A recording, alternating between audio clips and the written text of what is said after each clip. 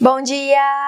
Começo o vídeo de hoje desejando uma ótima quarta-feira cheia de disposição e muita saúde para cada um de vocês que me acompanham por aqui e também para suas famílias. Muito obrigada pela companhia de vocês aqui em mais uma manhã abençoada de quarta-feira. Espero que todos estejam bem. Gratidão por ter vocês comigo. Sejam todos muito bem-vindos ao boletim diário sobre o auxílio emergencial, sobre o Bolsa Família e sobre os principais benefícios do governo que movimentam o nosso país. No boletim de hoje, eu vou falar sobre o calendário de saques da última parcela do auxílio emergencial, quem vai poder receber hoje o seu benefício, sobre a votação que aconteceu ontem no Supremo Tribunal Federal, suspendendo as chamadas emendas de relator. Eu vou explicar o que isso significa e como essa decisão pode afetar o pagamento do Auxílio Brasil. E sobre a votação em segundo turno da PEC dos precatórios. Também aproveito e te convido a se inscrever aqui no nosso canal, a deixar o seu like nesse vídeo para nos dar aquela força para continuarmos trazendo conteúdo relevante para vocês. Tá certo? Então, vamos direto ao que interessa. Eu vou começar falando sobre os pagamentos do auxílio emergencial. Nessa quarta-feira, o saque em dinheiro da sétima parcela estará liberado para as pessoas que nasceram no mês de junho. Continuando, ontem foi um dia decisivo para o governo devido a duas importantes votações. Uma que aconteceu no Supremo Tribunal Federal e outra que aconteceu na Câmara dos Deputados. No Supremo, os ministros votaram para suspender as emendas de relator. Essas emendas constituem uma parte do orçamento cuja destinação dos recursos é definida pelo relator. Elas constituem o que vem sendo chamado de orçamento secreto, já que não há transparência nem sobre a quem esses recursos são destinados, assim como em que esse dinheiro é gasto. Uma das principais críticas a essas emendas é que elas estão sendo usadas como moeda de troca em negociações envolvendo deputados e senadores para a aprovação de projetos de interesse do governo. E um desses projetos é justamente a votação da PEC dos precatórios, que está em tramitação na Câmara. No STF, a ministra Rosa Weber, que é a relatora da ação, suspendeu desde sexta-feira o pagamento dessas emendas porque, segundo a ministra, ferem os princípios da legalidade da transparência, o controle social das finanças públicas e o regime de emendas parlamentares. Para deixar claro, o problema para ela não é a existência das emendas parlamentares, que é um dispositivo constitucional, mas a falta de transparência na utilização desses recursos. Ontem o tema foi a plenário do Supremo para ser apreciado pelos demais ministros. O primeiro voto foi justamente o da ministra Rosa Weber, que disse o seguinte em sua decisão, abre aspas, a utilização de emendas orçamentárias como forma de cooptação de apoio político pelo Poder Executivo, além de afrontar o princípio da igualdade na medida em que privilegia certos congressistas em detrimento de outros, põe em risco o sistema democrático. Esse comportamento compromete a representação legítima, escorreita e digna, desvirtua os processos e os fins da escolha democrática dos eleitos, afasta do público o interesse buscado e cega ao olhar escrutinador do povo o gasto dos recursos que deveriam ser dirigidos ao atendimento das carências e aspirações legítimas da nação.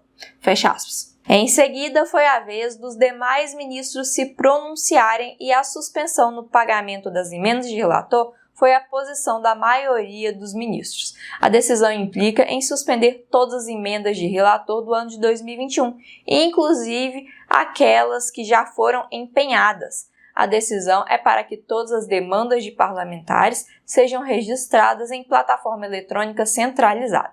Dessa forma, será possível garantir, abre aspas, o amplo acesso público com medidas de fomento à transparência ativa, assim como sejam garantidas a comparabilidade e a rastreabilidade dos dados referentes às solicitações e pedidos de distribuição de emendas e sua respectiva execução em conformidade com os princípios da publicidade e transparência. Fecha aspas.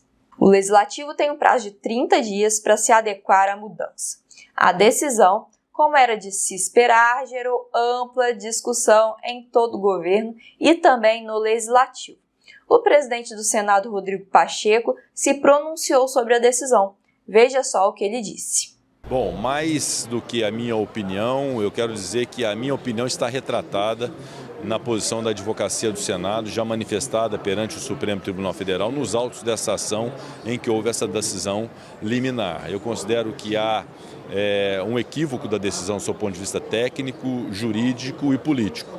Eu refuto a ideia do chamado orçamento secreto. Na verdade, não há nenhuma hipótese de um orçamento público não se ter a clareza do que serve aquele recurso, cada centavo dele e a sua destinação a municípios, a estados, a entidades filantrópicas. Então isso tudo é plenamente rastreável. E na verdade o que existe é um orçamento público cuja peça orçamentária é feita pelo Poder Executivo a partir dos seus próprios critérios e nunca se perquiriu a motivação do governo federal priorizar uma área B em detrimento da área C, porque isso é da discricionariedade do Poder Executivo ao elaborar a peça orçamentária. E ao Legislativo cabe aprovar essa peça orçamentária e promover as chamadas emendas. O que são as emendas? São as oportunidades, as possibilidades que existem de poder fazer aprimoramentos a partir da realidade nacional. Então há emendas individuais de parlamentares que estão na lei, há emendas de bancada de partidos políticos, há emendas das comissões permanentes de cada uma das casas legislativas e há a emenda do relator geral do Orçamento da União. Esse relator geral que pode então promover as emendas de acordo com o que uma lei permite. Se essa lei é boa ou não, se ela precisa de aprimoramento, eu estou absolutamente convicto de que nós podemos fazer os aprimoramentos necessários. Mas há prerrogativas na apresentação de emendas que são por essas instâncias, inclusive o relator autorizado e definido por lei. Se é assim, é importante se cumprir a lei e é isso que existe no orçamento. Repito, é plenamente possível identificar para onde foi cada centavo do orçamento público. E se quiser ter mais transparência em relação às emendas do relator, é perfeitamente possível uma proposta legislativa que possa impor, por exemplo, ao relator a enumeração das reivindicações, das requisições que foram feitas a ele na Comissão Mista de Orçamento por membros da Câmara dos Deputados ou do Senado Federal. Mas é um aprimoramento que precisa ser feito. O que não se pode jamais é pensar que a esse pretexto, em razão de uma lei que, boa ou não, é uma lei prevista no Brasil no ordenamento jurídico, se paralise um orçamento público de um país que está em recuperação, saindo de uma pandemia e que pode prejudicar diversos setores da sociedade, inclusive em área de saúde, de educação, de mobilidade, de infraestrutura. Então essa lógica muito clara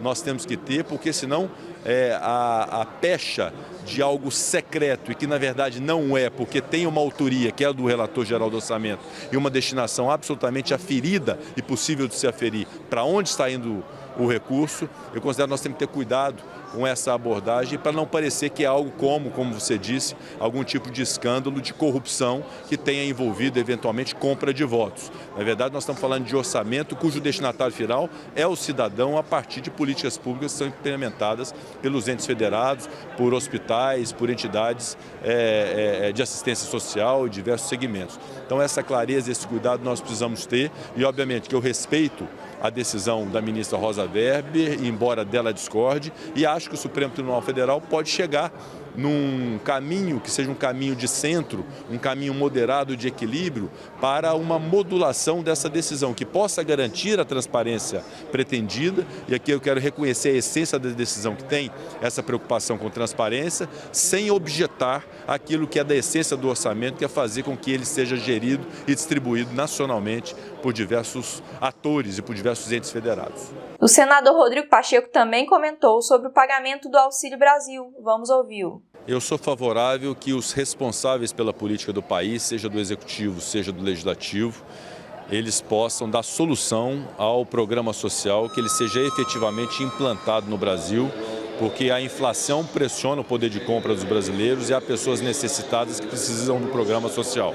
Essa é uma defesa de premissa que eu tenho comigo, que nós devemos garantir à sociedade brasileira, especialmente aos mais pobres. O que nós estamos discutindo nesse instante é a busca de uma compatibilização entre uma obrigação, que é o pagamento dos precatórios, impostos por uma decisão do Supremo Tribunal Federal na ordem de 89 bilhões ao orçamento da União para que sejam liquidados junto aos credores. A solução que nós demos para os precatórios foi que eles poderiam ser pagos nesse exercício dentro de um limite de teto do que foi pago em 2016 devidamente atualizado.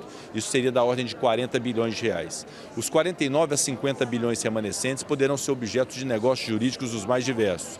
Compensações, encontro de contas, pagamento de outorgas onerosas e, fundamentalmente, pagamento de dívidas tributárias, o que, na minha concepção, será um fator muito importante para poder se precificar e dar poder de moeda e de capacidade de negócio para esses precatórios e dar solução ao problema dos precatórios. Isso acaba dando solução aos problemas dos precatórios, respeita o teto de gastos públicos, inclusive o teto relativo aos precatórios, e abre o espaço fiscal referente ao programa social. Essa é a ideia que foi gestada, inclusive na residência oficial do Senado. Eu me lembro que quando demos essa notícia, inclusive para a CNN, houve um impacto muito positivo no mercado, que compreendeu essa proposta como uma proposta inteligente. A Câmara acaba por trazer novos elementos, uma antecipação da discussão sobre o teto de gastos públicos, cuja revisão se daria em 2026, para o ano de 2021, considerando a excepcionalidade da pandemia. E o Senado vai avaliar se esse mecanismo é um mecanismo justo, adequado às regras econômicas e de mercado, e se isso é algo próprio e bom para ser feito nesse momento para garantir o pagamento dos precatórios, a instituição do programa social.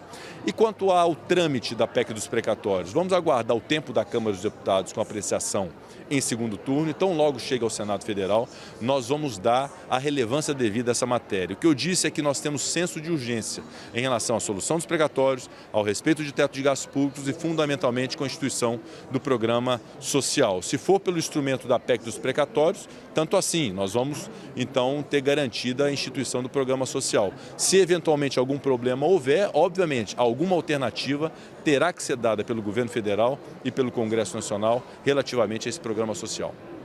E na noite de ontem, a Câmara concluiu a votação da PEC dos precatórios, com um placar de 323 a 172 votos. A matéria foi aprovada na Câmara e agora segue para apreciação do Senado Federal. Enfim, isso era tudo que eu tinha para dividir com vocês aqui hoje. Eu vou te pedir também para comentar aqui embaixo falando o que você achou desse vídeo. Se essas informações foram úteis para você, nós vamos adorar saber a sua opinião. E se você tiver gostado do conteúdo, não deixe de dar o seu like, se inscrever aqui no nosso canal caso você ainda não esteja inscrito e de ativar as notificações para não perder nenhum vídeo que a gente vem publicando por aqui. Desejo a todos vocês uma maravilhosa quarta-feira, uma excelente semana para você e para toda a sua família. Nos encontramos aqui novamente no próximo vídeo. Um grande abraço, até a próxima. Tchau, tchau!